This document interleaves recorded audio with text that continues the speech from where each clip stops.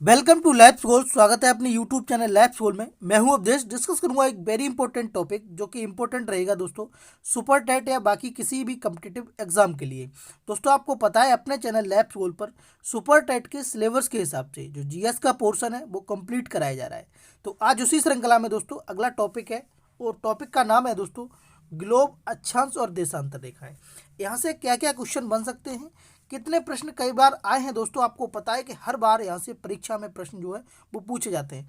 तो मैं आपको बहुत छोटे से वीडियो में बहुत सारी की सारी बातें यहाँ से रिलेटेड जितनी भी हैं वो सारी की सारी बातें आपको बताने वाला हूँ दोस्तों। तो आपको क्या करना है, वीडियो को अंत तक देखना है और बिल्कुल भी स्किप नहीं करना है और आपको नोट्स बना लेने हैं जिससे कि आपके कोई भी एग्जाम में यहाँ से अगर प्रश्न आए तो छूटे ना। ठीक है, तो सबसे पहले हम देखेंगे ग्लोब के बारे में, उसके बाद समझेंगे अक्षांश क्या होती हैं, उसके बाद देशांतर क्या होता है। ठीक है, तो बहुत सारी चीज़ें हैं दोस्तों यहाँ से डिस्कस करने के लिए। तो चलिए देख लेते हैं। तो सबसे पहले अगर ग्लोब के बारे में बात करी जाए कि ग्लोब है क्या चीज़, तो देखो दोस्तों ग्लोब के बारे में अगर पूछा तो आप बता देंगे कि ग्लोब लघु रूप में पृथ्वी का एक वास्तविक प्रतिरूप है। ग्लोब पर देशों, महाद्वीपों तथा महासागरों को उनके सही आकार में दिखाया जाता है। ठीक है, या फिर आप ऐसे भी कह सकते हैं कि पृथ्वी का काल्पनिक नमूना जिसका उपयोग पृथ्वी के अध्ययन के लिए किया जाता है, ऐसे भी आप बोल सकते हैं। ठीक है, तो ये जो है ग्लोब की परिभाषा है दोस्तों, और मुझे लगता है कि ग्लोब की परिभाषा आपसे नहीं पूछी जाएगी, बस मैंने बता दी है शुरुआत करने के लिए। अब मैं आपको यहाँ पर ग्लोब के बारे में समझाता हूँ दोस्तों कि ग्लोब क्या चीज़ है। तो थोड़ा सा 2 मिनट दीजिए। देखिए एक ग्लोब है ये, है ना। और दोस्तों मैं आपको बता दूं ग्लोब पर इधर साइड जो होता है वो नॉर्थ होता है, ये साउथ होता है दोस्तों, ये ईस्ट होता है और ये होता है वेस्ट। ठीक है, आप इतनी बात समझ गए होंगे। अब देखिए दोस्तों ग्लोब पर 2 तरह की काल्पनिक रेखाएं खींची जाती हैं, उन्हीं को आप अक्षांश और देशांतर रेखाएं बोलते हैं। अच्छा, कौन कौन सी रेखाएं किधर किधर खींची जाती हैं, तो देखो दोस्तों ग्लोब पर जो तिरछी रेखाएं खींची जाती हैं, तिरछी रेखाओं को जो खींचते हैं उसे हम अक्षांश रेखा कहते हैं। ठीक है, और ग्लोब पर जो खड़ी हुई रेखा खींची जाती हैं उन्हें हम देशांतर रेखा कहते हैं। तो सबसे पहले अक्षांश रेखाएं, तो सबसे पहले एक रेखा खींची जाती है दोस्तों ग्लोब पर जो ग्लोब को 2 बराबर भागों में बांटती है। इसको दोस्तों कहते हैं 0 डिग्री अक्षांश। क्या कहते हैं? 0 डिग्री अक्षांश। और इसी का नाम दिया गया है भूमध्य रेखा। क्या दिया गया है? भूमध्य रेखा, या दोस्तों भूमध्य रेखा, या आप बोल सकते हैं विषुवत रेखा, या फिर बोलेंगे इक्वेटर। तीनों नामों से इसे जाना जाता है। ठीक है, अब हम दोस्तों ग्लोब पर नॉर्थ साइड की साइड चलेंगे दोस्तों, तो थोड़ा सा आपको यहाँ पर एक रेखा मिलेगी 23.5 सही डिग्री, 23.5 सही, है ना। और इसको कहते हैं कर्क रेखा। क्या कहते हैं? कर्क रेखा। इसके ऊपर और थोड़ा सा चलेंगे दोस्तों नॉर्थ साइड की तरफ, तो आपको 66 सही 1/2 डिग्री, इसको कहेंगे दोस्तों आर्कटिक व्रत। क्या कहेंगे? आर्कटिक व्रत। ऐसे ही दोस्तों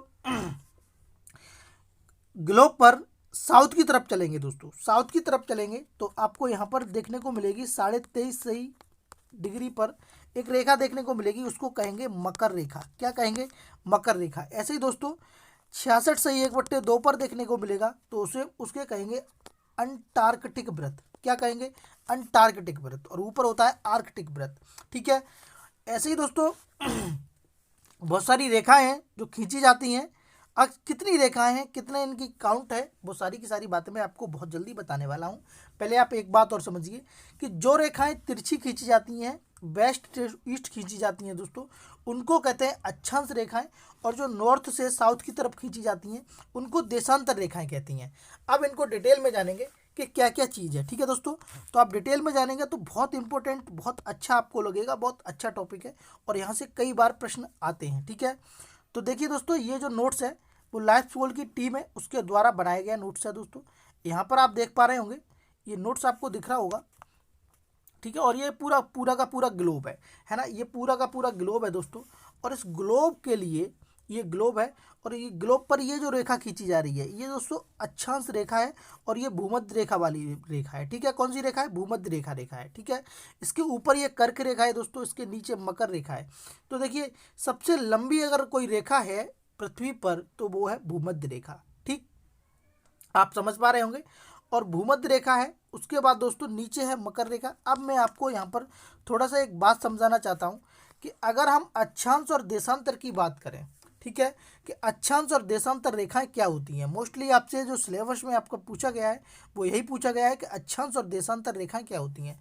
तो अक्षांश रेखाओं के बारे में आज हम बात करेंगे बहुत इंपॉर्टेंट पॉइंटों के साथ।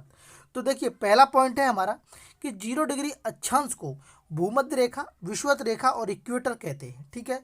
दूसरा पॉइंट है, विषुवत रेखा ग्लोब पर 2 बराबर भागों में बांटती है। ठीक है, उत्तरी ध्रुव और दक्षिणी ध्रुव। आप लोग क्या करेंगे, इस पॉइंटों को बहुत अच्छे से लिख लेंगे दोस्तों। ये जो पॉइंट हैं वो लाइफ स्कूल की टीम के द्वारा 2-3 किताबों से मिक्सअप करके यहाँ पर तैयार किए गए हैं, तो आप हल्के में न लें, बहुत अच्छे से इनको लिख लें। अगला पॉइंट है, विषुवत रेखा सबसे लंबी अक्षांश रेखा है। पूछा जाए कि सबसे लंबी अक्षांश रेखा कौन सी है, तो विषुवत रेखा है। कांगो नदी अफ्रीका में जो है विषुवत रेखा को 2 बार काटती है। आपसे पूछा जाए कि कौन सी नदी विषुवत रेखा को, भूमध्य रेखा को 2 बार काटती है, तो कांगो नदी है। किस महाद्वीप में है, अफ्रीका महाद्वीप में है। अगला पॉइंट है दोस्तों, ग्लोब पर अक्षांशों की संख्या कितनी होती है। ये बहुत कंफ्यूजन वाला क्वेश्चन है। बहुत लोग क्या कर आते हैं कि ऐसे मान लीजिए कोई ग्लोब है, ये है ना, तो ये ग्लोब है और ग्लोब के दोस्तों ये ग्लोब है और ग्लोब पर ये वाली 90 रेखाएं कर देते हैं और इधर वाली 90 रेखाएं, लेकिन ये वाली है, इसको कोई गिनता ही नहीं है। तो आप कहेंगे, आपको अगर पूछा जाए कि ग्लोब पर कितनी अक्षांश रेखाएं, तो आप बिल्कुल अक्षांश रेखाएं जो हैं वो 181 हैं। क्यों, 90 उत्तरी साइड है, 90 दक्षिणी साइड है और 0 डिग्री जो विषुवत रेखा है वो भी इसमें गिनी जाती है। ठीक है, तो अक्षांशों की संख्या कितनी है, 181। मोस्ट इंपॉर्टेंट क्वेश्चन है। दो अक्षांशों के बीच का जो दूरी है वो कितनी है, 111 किलोमीटर।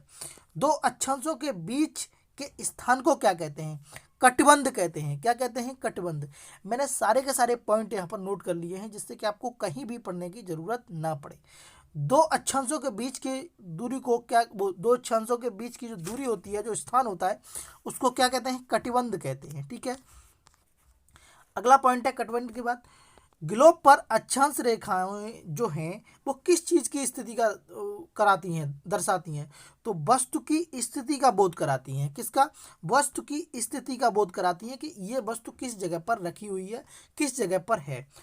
23.5 सही डिग्री 23.5 डिग्री उत्तरी ध्रुव की ओर चलने वाली को क्या कहते हैं। जैसे देखिए, आपसे ऐसे भी क्वेश्चन पूछा जा सकता है, ऐसे नॉर्थ, इस यानी कि ये वाला है एन, ये, तो इसको क्या कहते हैं, तो आप कहेंगे कि इसको जो कहते हैं वो कहते हैं कर्क रेखा। क्या कहते हैं, कर्क रेखा।